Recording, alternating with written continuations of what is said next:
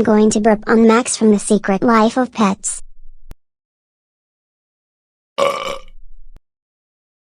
Strawberry shortcake, how dare you burp on me? That's it, I am calling your parents. Strawberry shortcake, I just got a call from Max from The Secret Life of Pets saying that you burped on him. Come to the bathroom now. Why did we need to go to the bathroom? You'll see. First, take your hat off. It better not be what I think it is. No, I don't want to be bald.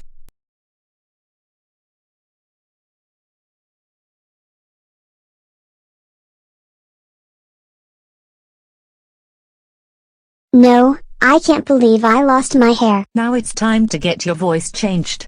The doctor is here. Can you give Strawberry Shortcake a boy voice? Because she burped on Max from The Secret Life of Pets. Okay. Oh no!